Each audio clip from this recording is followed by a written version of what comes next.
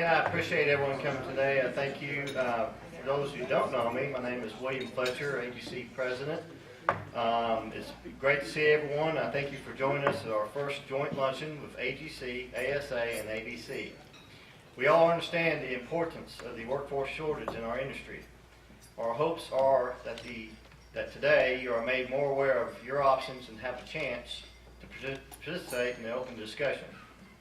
Before we get started, I'd like to introduce everyone to the staffs at each of our associations. Please stand when your name is called out. Here today with AGC, we have Kelly Robbins. There he is. We have Beth Franks, Debbie Hall. Representing ASA, we have Executive Director Ashley Nichols. And with ABC, we have Bill Rochelle and Jonathan Adams. He is not here. Not here, okay. All right, because we want to have ample time for discussion, we're going to kick this off with a blessing from D.B. Hill, and then today's moderator, Courtney Little, will introduce our panel. So please feel free to begin eating after our prayer. D.B.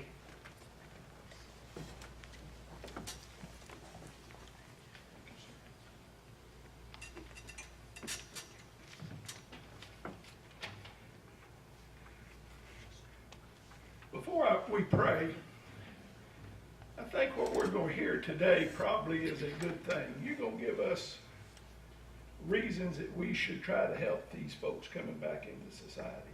And I think that's admirable. I might suggest that there's one more reason that we should do this. In Matthew's 25th chapter, there were some folks talking to Jesus about entering into the kingdom of heaven. And he answered them, "For I was hungry, and you fed me. I was thirsty, and you gave me drink. I was a stranger, and you welcomed me. I was naked, and you clothed me. I was sick, and you took care of me. I was in prison, and you visited me." I think these reasons are a big part of what we need to listen to today and possibly try to embrace what these folks bring us. Let us pray. O God, from whom all good proceeds, grant that by your inspiration we may think those things that are right, and by your merciful guidance we may accomplish them. Be with us now as we do the work we have gathered here to do. We commend to you, to your gracious care and keeping, all the men and women of our armed services at home and abroad. Accept our prayers on behalf of your servants who are less fortunate than we are. Comfort and hold near to you their families and console them as they return their lives to a peaceful place. In your goodness, keep us from all things that may hurt us, that we, being ready in mind and body, may accomplish with free hearts those things which belong to your purpose.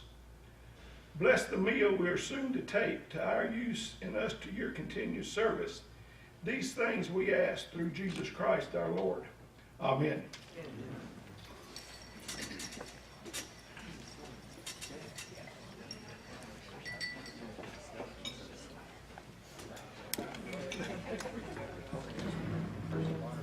All right, so we're going to go and get the program started, and like I said, with the compressed time today, y'all feel free to eat, but I think what you're going to hear is very good and important news for our industry. First and foremost, my name is Courtney Little. I'm with Ace Glass. I'm a past president of ASA, Central Arkansas, and current national treasurer for ASA, and also a AGC member on the legislative committee and ABC on the legislative committee. So I enjoy what each and one of these organizations here, and glad to partner up with all three of them to show that we're on the same page, that this is an issue that we're all dealing with. It's also my pleasure to welcome our esteemed panel here. We have Nisha Garamala from Good Grid, Paul Stevens, Exodus Ministry, Scott McLean from Pathway to Freedom, and Leon Jones, Department of Labor. So we're going to have some varied got some various opinions, but I think we're all on the same page, but different statistics of things that we're seeing. And as we get started here, as we do the first questions, if y'all just want to share a short, let's go into a short introduction of what you do so that our audience understands what angle we're coming from on these and why the information is relevant and well known. Is it on? Hi, my name is Nisha Garimala, and I work on the Good Grid project. The Good Grid is a partnership program between Protect Solutions, which is a software development firm in downtown Little Rock, and the Arkansas Department of Community Corrections. So basically, Good Grid is an online resource directory and job portal for returning citizens. We have about 55,000 people on active parole and probation in Arkansas, and every one of them has a profile on Good Grid, and the qualified ones put up their resumes, their letter of explanations, and we try to match them to employers for free. Good afternoon. My name is Paul Stevens. I'm the Executive Director of the Exodus Project. You have to kind of watch the insider terminology here, but it is a pre-release educational program. So in other words, it's education while they're still in prison that is designed to address issues surrounding re-entry. We're faith-based, and so there's a heavy recovery component to what we do, but we also, we call it the entrepreneurship program, because what we tell them is if you weren't an entrepreneur, you will be now. And so you're going to have to pull yourself up by your bootstraps and get moving. I retired as a pastor from Fellowship Bible Church for 20 years and took over this ministry as an opportunity. It's something that me and another guy in the back of the room have dabbled with for 20-something years.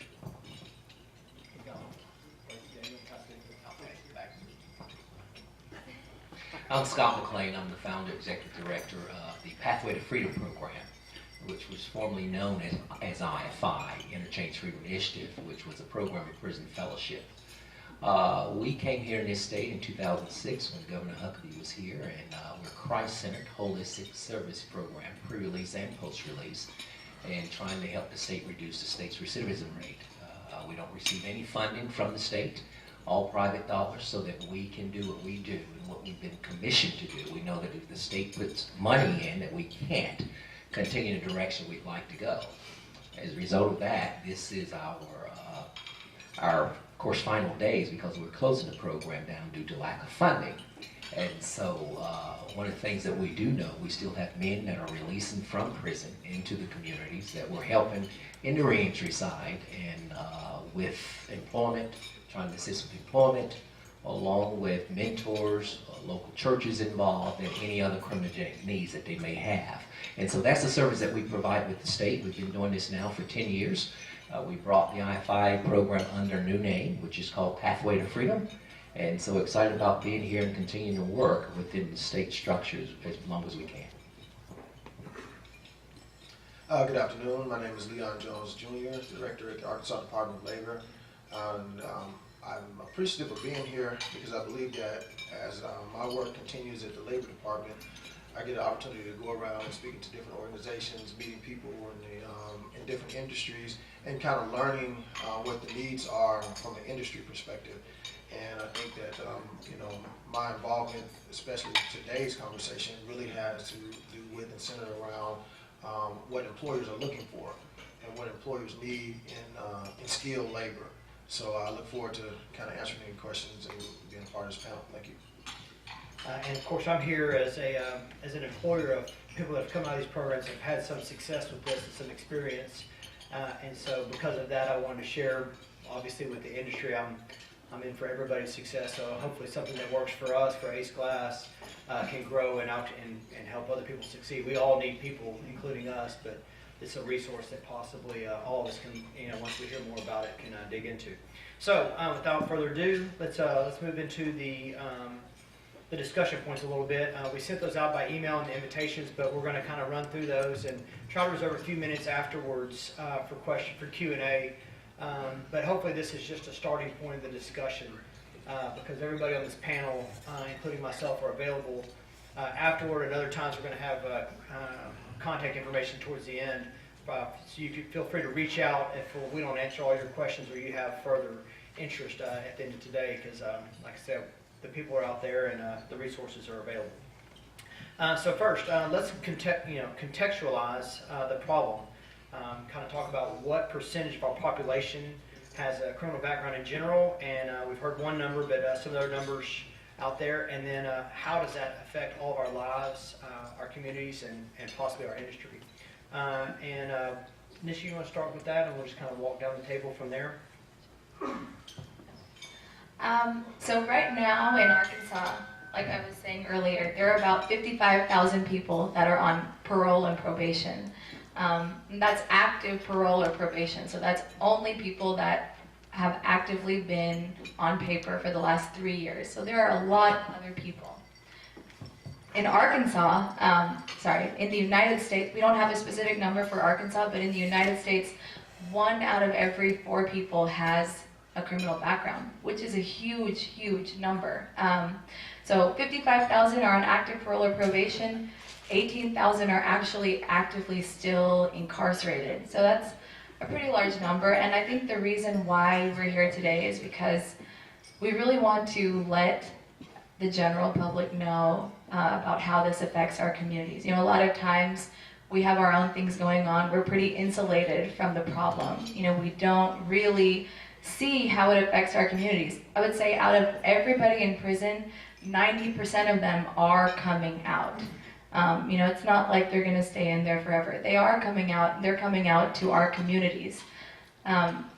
So, you know, we really want to begin this conversation because while they're coming out to our communities, I don't mean to sound menacing, but, you know, we either give them a chance and let them try to succeed, or, you know, we kind of can expect that they'll go back to what they know. Yeah, and right now they're going back at a clip of about 54%. So it kind of takes some numbers here again. So 60,000 people under supervision. There are 18,000 round figures that are actually incarcerated. And there are 2,000 waiting in county jails to be incarcerated. So we're talking about around 80,000 people today. And of course that number is fluid, right? People come, people go. If you stop and think, you look at the numbers, statistically, average sentence is 4 years. That amounts to $100,000 a head. You don't have to be a math genius to, you know, multiply 80,000 by 100,000 and get a bigger number than you want to be paying taxes for. The other thing, if you think about each of those individuals has a family, probably has kids, mom and a dad. Certainly there's going to be some level of nuclear family. So if you multiply that 80,000 by 4, that means there's 320,000 people in the state of Arkansas whose lives are being impacted by incarceration. It's a big number. That's a whole bunch of us. And so, you know, you back up and go, okay, so we're putting them in prison at in fact, Arkansas's got one of the fastest growing prison populations in the country. And then they're going in for 3 or 4 years, and then better than 50% of them are going back within 3 years. It's a problem. You know, it's we're so used to it in the news, but as a friend of mine has said, it is a crisis. And the important thing that I think that we want to share with you today is some of the people that are in prison are there because we're afraid of them, and I'm really glad they're there, and they need to stay. But there's a large portion who are there because we're just mad at them. We're just mad at them. And it may be, and what we believe is with some work, some of those folks can make a different decision and turn their life around. We believe people can change. And given the right resources to do that. And we'll talk more about that as we go.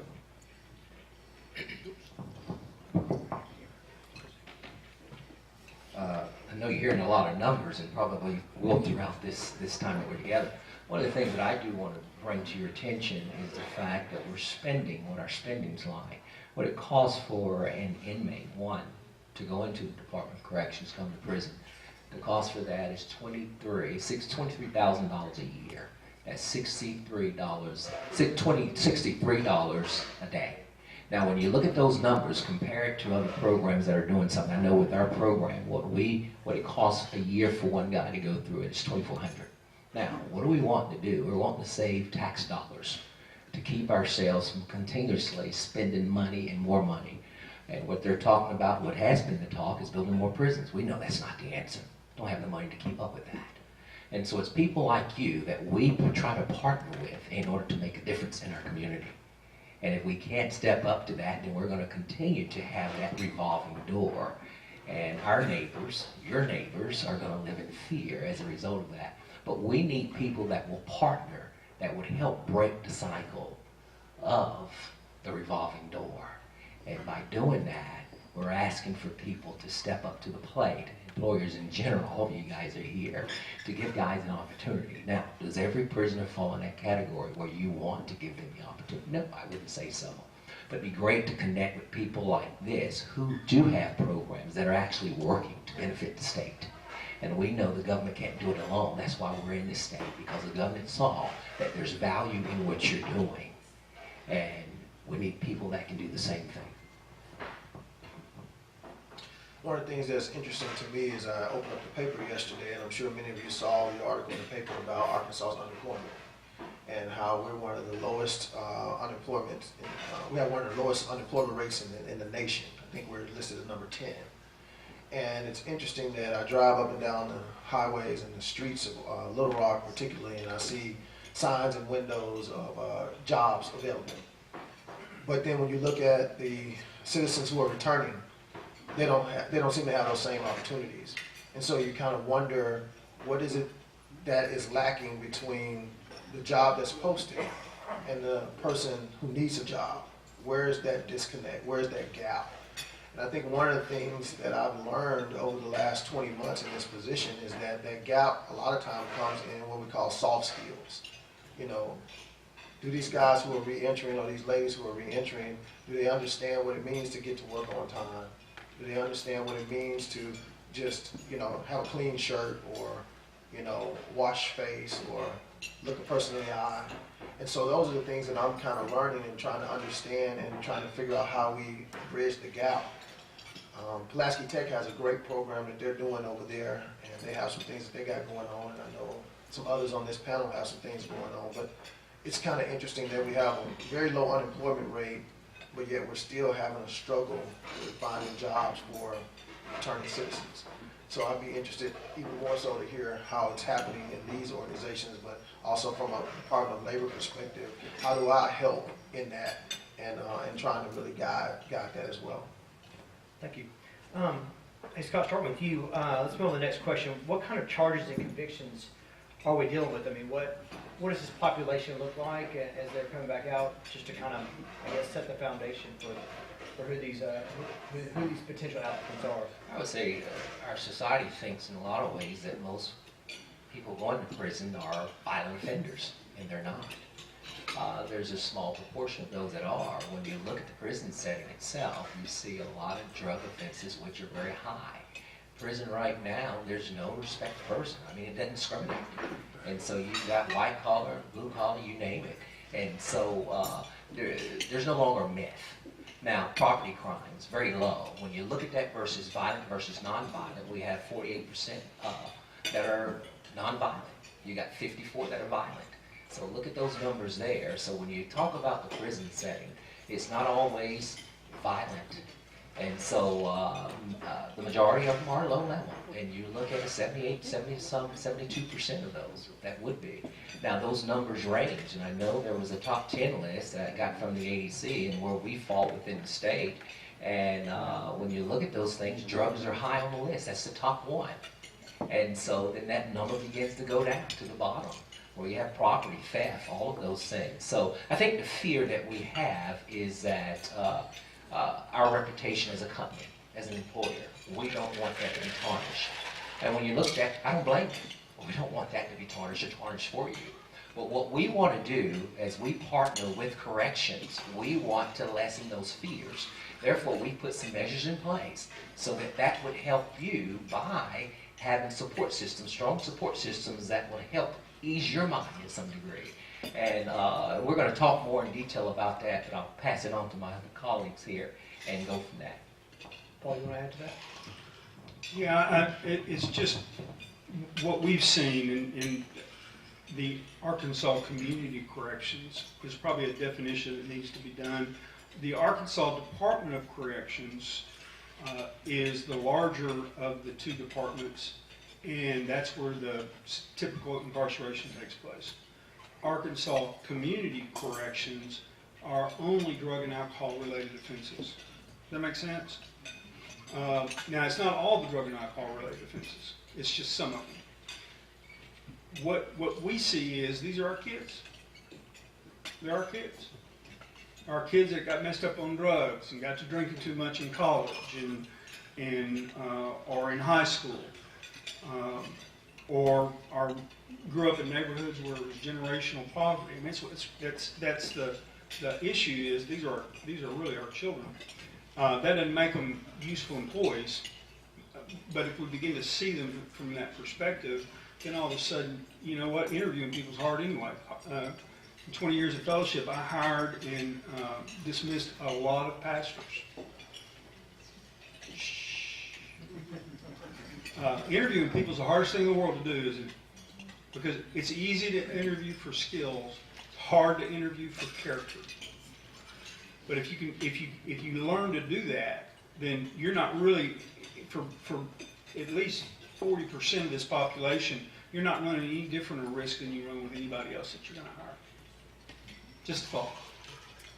I want to go back to something Scott said. He was talking about violent versus nonviolent offenders. And I think that is an important distinction to make, but I really want to emphasize for you guys as employers to always, always ask for the circumstances.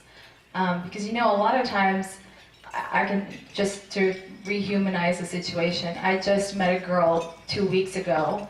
Her name is Brandy, and she's a 29-year-old mom of 3, okay? And she is a violent offender. Her charge is terroristic threat of attack. So when I say terroristic threat of attack, you guys might think, oh, okay, she was going to blow up a building, or she was going to terrorize some people. But actually, the circumstance was she was having a fight with her boyfriend of 5 years. They lived together, they had a fight, there was absolutely no physical assault, no weapons used, it was completely verbal. But again, you know, she's classified as a violent offender with terroristic threat of attack. So one of the things we do at Good Grid is we always encourage our candidates to write something called a letter of explanation. And what that does is it helps say, yes, this was my conviction, this was my charge, this is what happened, but here are the circumstances. And more importantly, what have I done since that conviction to improve? And I'd really like to encourage the employers here to focus on what they've done to improve. Because a lot of us have made mistakes, but the thing to keep in mind is, you know, well, have they gone in and done their career readiness certification? Have they finished anger management? Have they been sober for, you know, a good period of time? Anything else? Yeah, I would add to that same experience. I was very fortunate. Dad, years ago, before we had programs like this, or had just beginning these programs, would dig in a little bit on some of these applications and stuff, and you would have something on there and go, whoa, what is that? And you tell the stories. I got in a fight, or something happened, or I was a young man and I did something stupid. It was 15 years ago, and, you know, good demeanor. Some of those guys have been with us 10 years or more, and it turned out to be great men that just needed a chance to get out of it. And if you heard their story, you just saw it in black and white. It's kind of like your golf scorecard. There's no explanation. A bad score is a bad score. That's their story. And now they're, you know, people that anybody runs into them says, that's one of the best people I know. And, you know, I'd ever say, well, if you only knew, because that's their story to tell, not mine. But so I said that's been our experience too. So we kind of talked a little bit about this, but we'll kind of go back down the panel. But what kind of typical reservations do y'all hear from employers? And I guess we'll start with you, Nisha, since you've got since the Good Grid kind of goes through this and is trying to adopt, you know, take care of some of this. But I mean, what's a typical reservation from an employer saying, I need people, but I'm concerned about getting into this pool of applicants. How do I bridge that gap? Okay. I think the typical reservation, I think we can all agree it's a trust issue, right? Most of these people, we know that they've made mistakes because it's on their background. And so we all need to try to overcome that trust issue, which is why I think the most important thing is to, again, focus on circumstances, look at the letter of explanation, and also realize that there are entities out there that try to help you overcome that trust issue. For instance, federal bonding. How many of you guys have heard of federal bonding? Okay, so federal bonding is really, really important for this kind of population. It's actually a program where, let's say that an ex-offender comes to me and they're looking to be hired, and I think, yeah, I like them a lot, but they're an ex-offender, and I just don't know if I can get over it. Well, federal bonding is a program that, for their first 6 months while they're hired with you, the government will actually bond them for up to $25,000. So that means if they commit a crime of dishonesty while at the workplace, let's say they vandalize something or they steal some equipment, that can actually be covered. So that's one thing. There's another incentive called Work Opportunity Tax Credit. And that Work Opportunity Tax Credit is about $2,400 per person that you hire. And that's also meant to kind of incentivize employers to take a chance on these ex-offenders. Yeah, I just adding to what's already been stated, that, you know, can you trust this person? Are you going to have to turn around and refill the position in a month? You know, the amount of money that you may have to invest in training them and getting them going, and the distractions. It's just hiring people to hassle. It's just a hassle. I do think, though, you'll have an opportunity in an interview to ask much deeper questions than you could in most interviews. I mean, if a guy's or a woman is coming to you and saying, yeah, I was in jail for terroristic threatening, then, you know, I'd be going, well, how are you doing with your temper there? You know, tell me what you've done to address that. And so all of a sudden you can move kind of below the line, if you know what I mean by that, into a more personal, more intimate, more detailed conversation and have a much better idea of what you're dealing with. Because, you know, if I have an anger issue, it's not hard to dig that out. And as he mentioned, it's all about the soft skills. Can they control their temper? Are they submissive to authority? Are they willing to work as a team? Those are the kinds of things that are at the core of building a good employee. And I think you'll have a better chance to ask those questions.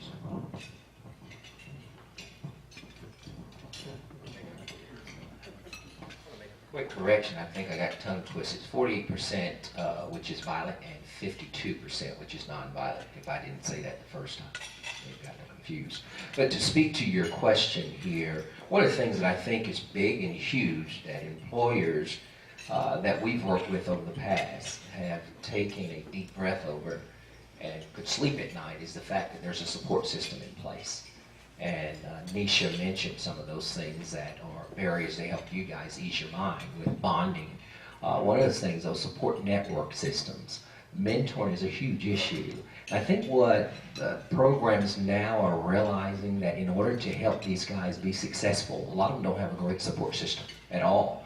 And this is probably something employers don't realize, that some of these ex-offenders or felons may have come from a program that could provide you more information, but you don't know. But that's one of the things, by connecting with Exodus or connecting with Anisha and all these other programs or Pathway to Freedom, then you realize that you've got a support network that they work from. We realize too that mentoring itself helps reduce the risk of reincarceration by 30%. And when we look at those numbers there, is there someone in place? A lot of these guys getting out of prison, they don't have anybody. But when you connect with programs such as these, it helps to further cut the recidivism rate and give them opportunities to succeed on the outside. That's what this is all about. For employers, I know when we've sent a reference letter saying we're Pathway to Freedom in behalf of a particular offender, we've sent that, and they were amazed at some of the things that they were involved in, or they were currently involved in, even while they were out of prison. And so that would be an option for you to look at. And I don't know who does the interviews and all that stuff for you as a company, but those are things that you could particularly ask. You have a support system on the outside.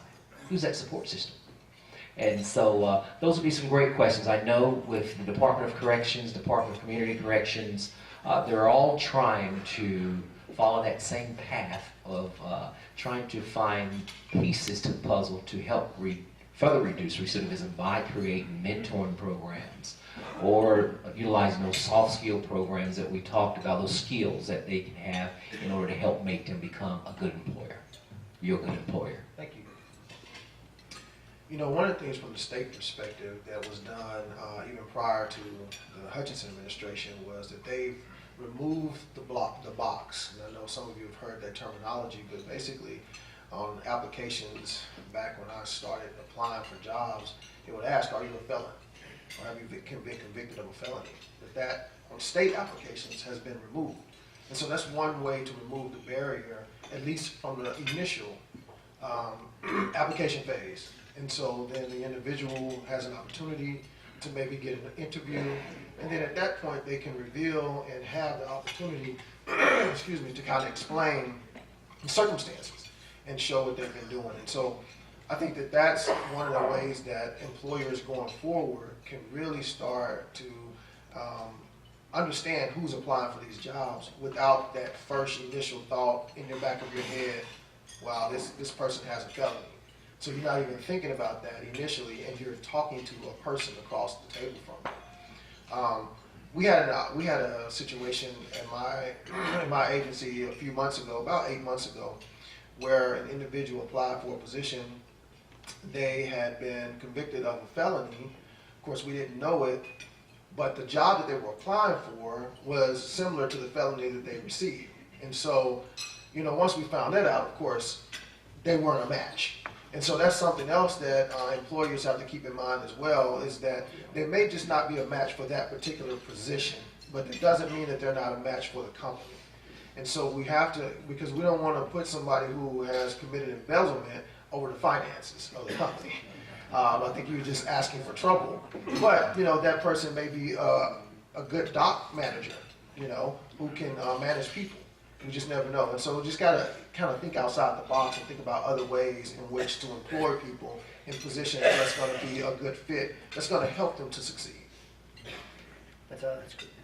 I agree with all that. I don't have anything to add. Thank you. Moving on to the... Oh, Are you making a presentation?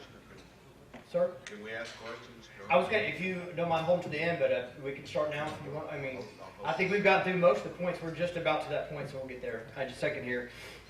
Just some key statistics on how this applicant pool performs against basically your normal applicant pool. I know we've talked about some of the numbers out there, but there's some success here. That's kind of a problem, isn't it? We just completed a pilot program, 18 months. We graduated 128 men and women from the ADC, and we're 18 months out, and so the first year is where the highest attrition for recidivism is. And so it's still a little early. A number of our graduates are just completing their first year, but at this point our recidivism rate is under 5%. Now, it won't stay there. I wish it would. But that's a good indication that they're stable.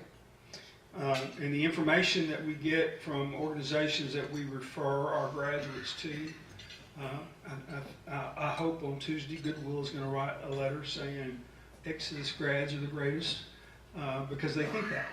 And so we have a network now of graduates across the state. We're in touch with them. They're in touch with us. And then the other benefit, if you were interested in some of our graduates, we know them. Our class time is 240 hours, 8 to noon, 5 days a week. And so we and the volunteer instructors are all directly involved with them. And so, you know, within the limits of what's reasonable, all you got to do is ask. and we'll tell them or you if we think that's the last thing you need to be doing. On the other side of that, I can think of 3 or 4 men right now who have are skilled in various trades, and they're working at Waffle House. It's just such a waste. Now, I'm not saying all of them do, because all of them don't, but there's a lot of potential there if you're willing to take the time to kind of sift through. Should we add to those statistics? And then we'll move on to, I think that's good, though, we'll have a second to the additional training and skills, but so get some other statistics Yeah. to move into that, that'd be great. I will, of course, recidivism, think about recidivism, how the ADC looks at its recidivism and rate it is based on 3 years of offenders being out and returning back to prison. And they claim a recidivism rate currently is 48%. We know those numbers could be higher than what they are, up to 52, 54%. And with Pathway to Freedom, we know that we haven't done an official study on Pathway to Freedom. We're working with the ADC on that. We know based on the research and the data that we have, it is a lot less than half of what the ADC does. And so we do know that. We've been working on that, and even the model that we had with IFI, very comparable. Well, they did the study some years ago, which was 10, 12% after 5 years being in. And so we know it works. There's literature out there that talks about these types of programs that actually work because of the support system and network that goes on within that, and addressing the criminogenic risk factors that are there at the same time. Okay. Okay. While you're there, Scott, why don't you tell a little bit about the additional technical and life skills training? Because I know I've had several employers ask me, is there something additional? Are these people trained? Do they have a background, or are we training them something in these programs that gives them a leg up as they start off with us? Sure we do. That's very important. When I talked about those criminogenic risk factors, we have to address all 8 of them.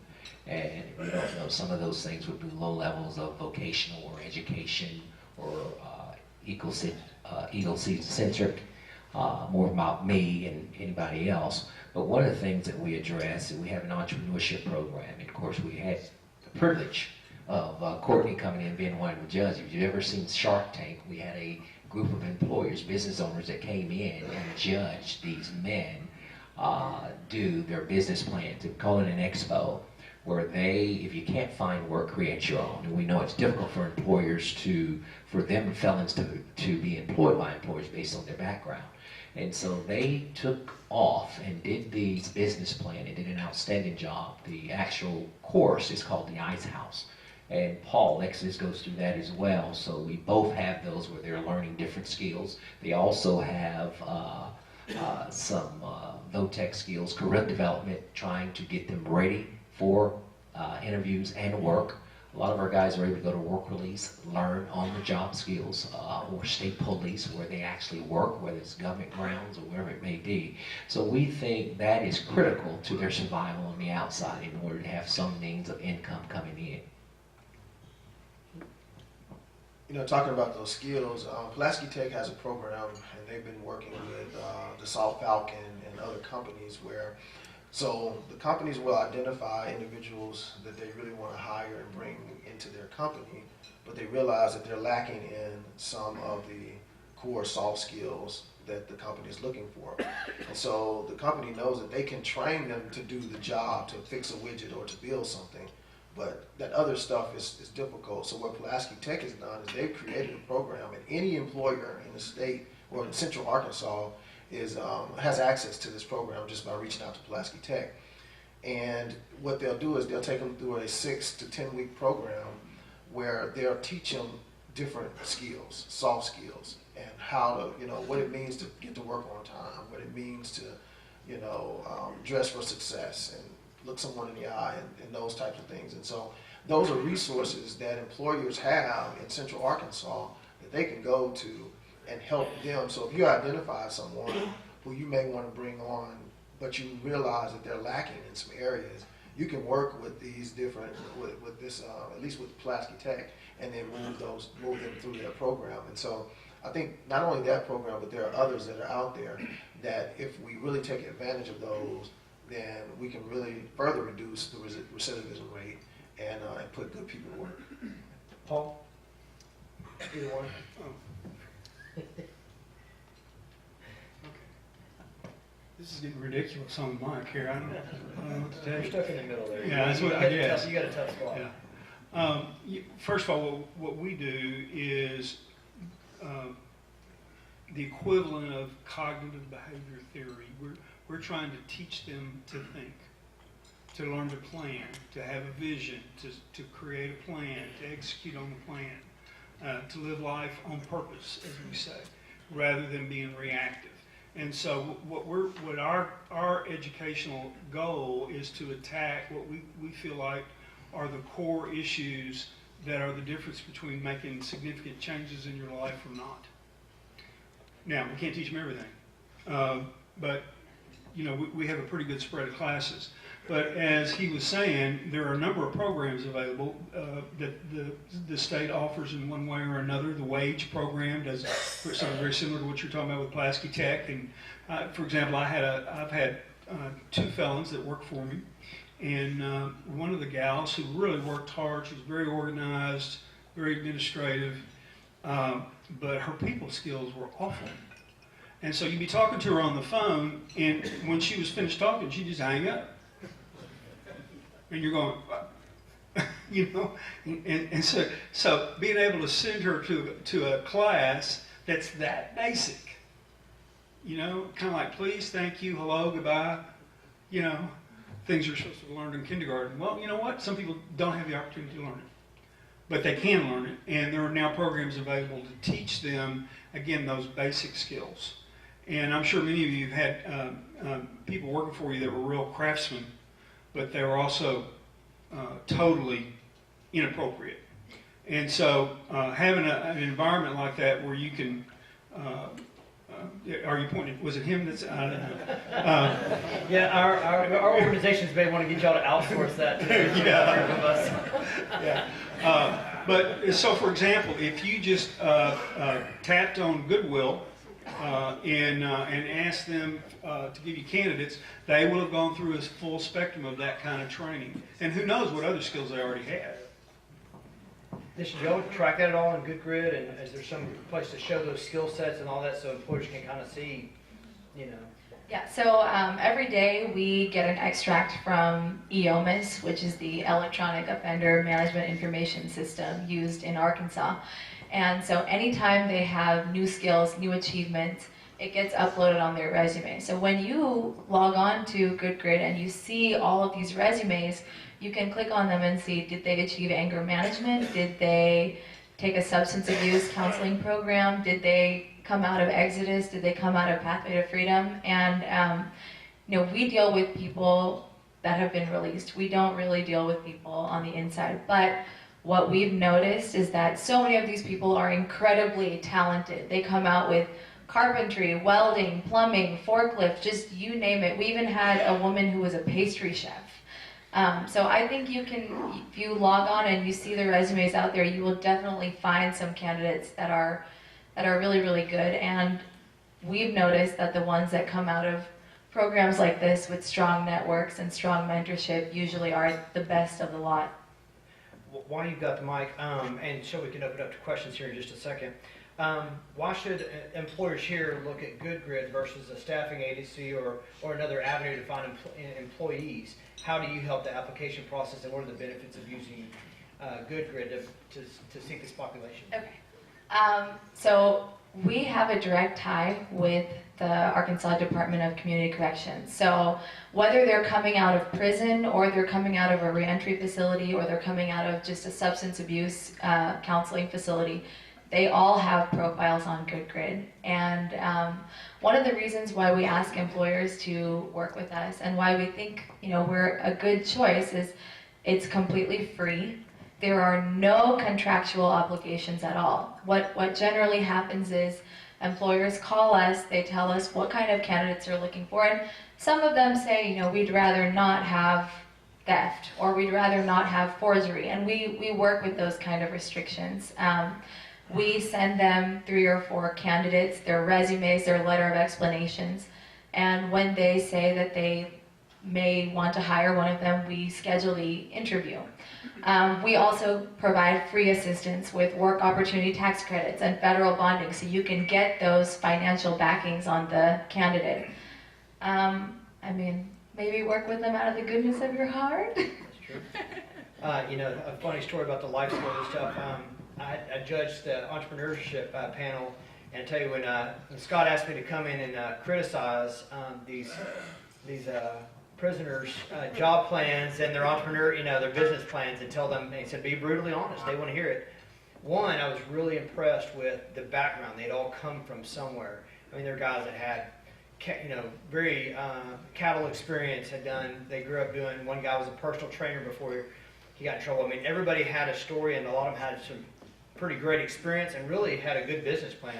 We nitpicked them a little bit, and they all took it in stride, and I thought, I know a lot of people on the outside that couldn't have taken the criticism, but they said, thank you, you just improved my program, I'm going to go back and make those changes and do something with that. So I was impressed not only by their background, but also by that they had learned to take criticism and to see it as a positive, and were controlled, and I just thought, that was really enlightening to me. So that said, I think we've covered we covered everything, kind of intermixed a little bit. So I wanted to open up to questions, and we'll start. Scott, I think you had something you want to ask. Can we pass the mic around a little bit? How do we want to do that? I think we can all hear. I can probably talk loud. Oh, yeah. Yeah. I don't need that. I don't need that. Thank you. All right. Two questions. Number one, I agree with you wholeheartedly that this is a problem, and hopefully you may have a fix for this. But Leon, I heard you say that the state is not asking whether you have a felony or not? On the application. On the application. I think that's foolish, and there's no way I'm not going to ask that question. So it's interesting that you do that, but yet state entities are asking us to background check our employees to see if they have a record. So it's just passing it down to us. So that's one of the problems that we run into, especially across the state. You're going to see K through 12. Practically every school district is going to be, and they're starting to ask for background checks of all our employees, including our subcontractors and their subcontractors all the way down. That's the first issue. The other thing is that I've been very involved in K through 12 for a very long time. And one of the things that we found, especially in Pulaski County, with the kids that we're dealing with right now, the problem is not at the schools. The problem's at home. And we can do everything we can do 5 days a week, and then they go home, and then we have to come back and try to erase everything, all of the bad things they heard. Well, the same problem, these are the same kids that are in these prisons. Yes, sir. And so my question to you is, what are you doing with the families to change them before you release these prisoners? Because they're going to go back home. That's all they know. They have nothing. Or are you saying, no, don't go back home? I'm just curious. How are you dealing with keeping them going back into that same culture they were in when they got in? Those are two very good questions. And let's start with the first one with the box, and then I think everybody's got answers on both those, because I've got some comment on both of those too. Well, and just to, maybe I didn't clarify, we don't have a box on the application. However, we do background checks. And so once they've gotten past the reason for removing that question is so that they can at least get an interview. Because a lot of times when that question is on the application, employers will look at that and just discard it immediately. And so it removes that stigma. It removes that stigma initially, and it gives a person an opportunity to at least sit down and explain their side and explain why they were in prison, why they were incarcerated, why they have a felony. We still do background check. I mean, at the Department of Labor, we do a background check on everybody, whether they have a felony or not. And so, and I think all other state agencies do the same. So the background check is still there. And let's reverse that thinking. Yeah. If they had it on there and they said yes, that might be one person I'd want to talk to. Well, the problem, I think, Because they're being honest. and I see what he's saying, and we also have a federal issue too. And as a subcontractor we've got the majority of people are in the subcontractor level. I think I would love to see us limit those background checks, or at least be specific. You got a K through 12, you don't want certain types of offenders there. Other types of offenders, pose no hazard. There's a lot of those jobs Well, are, it started that way. yeah, no, We know what kind of offender we're talking about. exactly. But now it's being expanded. I agree. And so the same people who are sitting on one side, we want you to get these programs and get them to work, but we don't want them to work on our jobs. And so, and we have that in society too, I think. So we're having to carefully, this is why we're having this discussion. How do we carefully integrate this and do a service for society at the same time, communicate with its goals, because it's the same problem. If you're on a dirt lot in a building, there's not many people that can get into trouble except for theft. There ought to be jobs for those folks, but if they're on a state-funded or federally funded job, I can't employ them or I can't put them on that job. I can do other things with them, but that even goes down into my ranks. And so that's something we all need to talk to our agencies and government about. Say, if you want us to help you, you got to help us help you. And so thank you, that's a good question. Now to the next part, there's I think we've talked some about soft skills. Let's talk a little bit about how you're training them to get away from their history or to not repeat those mistakes. I'd love to hear your opinions too, and then I've got another story of somebody that told me how they're doing that a little bit, and we'll finish up with that. One of the things here actually is the families. How are we connecting with the families on that? There's certain things that we're able to do as a program in a private employer than what the state can actually do. We're able to involve the families in that process while they're going through. I talked about those 8 criminogenic risk factors. If those aren't addressed, then we can hang it up. I think each one of our programs address those issues there. One of the things is family's a big part. Some we don't go back home because it's dysfunctional. Of course, I don't think anybody's life is not dysfunctional. We all have some dysfunction going on. So, just to be truthful. But we advise don't go back. If you go back, you're coming back to prison. I've stated that to some, and some have come back to prison. Now, they had the big head. Now, if you don't stay within that support structure, then you've got a problem. One of those criminogenic risk factors is dealing with the family, going back to those family members. And if we don't address that, then they're going to end up, and the higher you fall, if you have 8 of those, then you're going to automatically go back, the more you have. And so what we try to do is have events that's geared around inviting families in so that we can get to know them. The families know that we're involved in your loved one's life, and here's what we're doing. We have a Christmas event that we bring them in. We have events on the outside as picnics. We have visitations. There are times we go to visitation and meet with them during the time their families come through. The families make phone calls. They email us. They call and say, Johnny's, if we have a problem, call grandma, call mama. Johnny's he's doing bad. Guess what mama's going to do? She's going to scream at Johnny. Guess what Johnny's going to do? And I've had some big guys come in my office crying because mama got on. So we try to connect them back to the family. We know that's a key part. It's critical. Because if they go to an unhealthy family, they're unhealthy, then it's going to continue the cycle of incarceration. We don't want to see that happen. But there are things that we do as a private programs that the state can't. They can actually get involved, but we can't. I'd echo that. Don't laugh. I'd echo that. We say the same thing, don't go home. I had one guy look at me and said, my parents did meth, all my family does meth, everybody I know does meth, I just figured I'd always do meth. And she'd been doing it 20 years.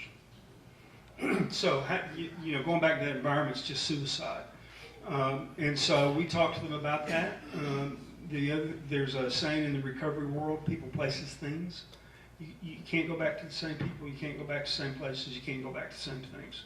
So you've got to make transitions. Now, sometimes that's not possible, but this is where mentoring can really come in and help. So I had a young lady with I think it was a 3-year-old son that grandma was taking care of. Well, grandma wasn't really excited about taking care of a 3-year-old son for the 2 years that she was in prison. And so she wanted the girl to come home. Day one, do not pass go, do not collect $200, come take this kid. Well, the mentor who was heavily involved with the young woman and a lot of potential thought that's the worst thing in the world for her to do, is to go back and take responsibility for that child. She hadn't had to make 4 decisions a day for 2 years, and now she's going to be raising kids instantly. She's not going to be ready. And so she called mom. Hi, my name is, and I'm an instructor of the Exodus Academy, and I'd like to visit with you about your daughter. And she struck a relationship up with the lady and finally convinced her to let her move into a transitional facility and get her feet on the ground and get her head straight. And that takes, there's got to be structure the first 90 days. There just has to be. And so she made sure that was provided for her. Long term, what we would like to see, we've been invited to all the ACC facilities in the state. There's 5. And we're building networks. We're working in West Memphis right now. But being able to engage networks of volunteers and then being able to utilize therapists and interns to do family reunification. Because, a gal gets out of prison, she's lost custody of her kids, her ex-husband's remarried, they hate each other's guts. There's got to be some solutions that are being facilitated by people who know what they're doing. That's not a mentor's deal. That's really getting a professional engaged. And a project that we're working on, we're going to try to do that in all the communities that we're in. Can't tell you that's happening now, but those are kind of proactive steps that we're trying to take. And as was mentioned, hey, the more pressure you put on, the better. If you need things, if there are things that you need to look at, propose to the government, I hope you will. If you need to know who, Paul Chapman can tell you. Get back in the back, or we'll help you find. But there's got to be a collaboration between state government, the business community, and the faith community, working in collaboration with each other to resolve these problems. Otherwise, you can forget it. It's just not going to happen. I'll quit preaching. Do you want to add anything to that? Alicia, do you have anything to add to that? Just on the ban the box thing, I kind of agree with you on keeping the box. I think it's just important to keep the box and not have a fill in the blank anymore of what the charge is, but actually say, please attach your letter of explanation. I think that's it. Yeah, it all comes back to employer responsibility and how bad you need people. If you need people, you dig in, you make exceptions, you figure things, you take higher risks. You don't need anybody, you get to pick and choose who's coming and going and doing that. We've got several guys, but one guy had come through the programs. I was really proud of him. He was staying in Little Rock and kind of living in an area close to where he had gotten in trouble. And he came one day and said, "Hey, if I'm in that same neighborhood, I'm getting drugged back in. I got to do this. You got another place." And we happen to have a spot in our Northwest Division, which not everybody gets to do that. But I was proud of him to say, "I feel the draw. I'm getting the calls.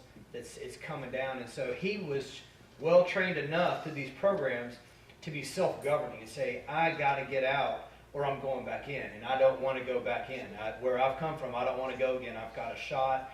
I'm going to do it." So I would say that's indicative of most of the people that have come through us they're risk averse to situations that get them in trouble. Once they have a good job and they see an opportunity, they see light at the end of the tunnel, they're chasing that light. They're not looking back. Their buddies call.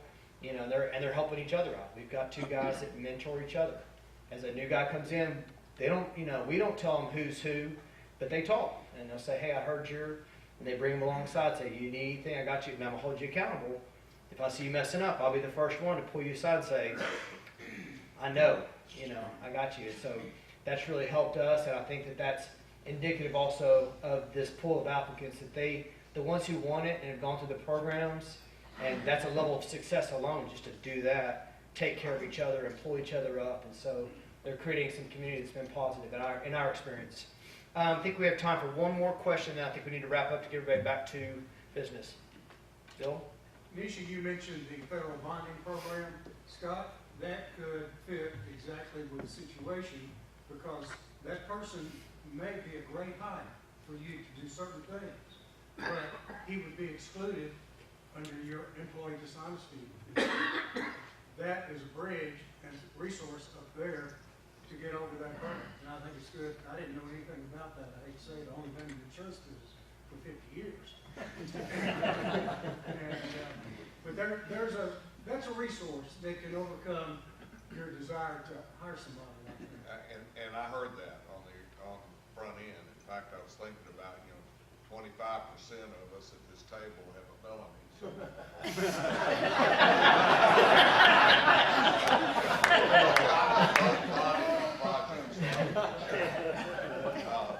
the tax credit, is it federal or state, or both? It's a state. State. And I think it's graduate. I think that if you meet other deals, it can actually grow to more than that. That's just a baseline deal. If it's a disabled veteran, for instance, that's actually a $10,000 tax credit. So there are various levels. That can pay for a little bit of training or a trial period almost. Okay, well, I think we'll wrap that up. I want to thank this panel for coming and spending some time with us today. It's very educational, so I appreciate them. Thank you for being here today. We appreciate you.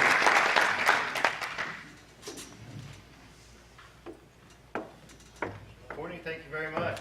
It's great, great discussion. On behalf of each of our organizations, we thank you and thank the panelists, all of you for taking time today and for attending today's luncheon. And for those of you in AGC, please be sure to get your reservations in for a couple of upcoming events we have. The Sporting Clays Tournament on October 12th, and more importantly, October 24th, the Night Cashin' Golf Tournament. That's our major fundraiser for our scholarship fund. We need your involvement and participation in this. And that means get some teams in and get ready to play some golf. Probably the last, typically it's the last opportunity to get a good round in. So please mark your calendar for those upcoming dates. The AGC board will have a meeting immediately following the luncheon here in this room. If everyone could kindly make your way in the hallway, the mingle will be adjourned. And again, I thank you all for coming today and appreciate your involvement.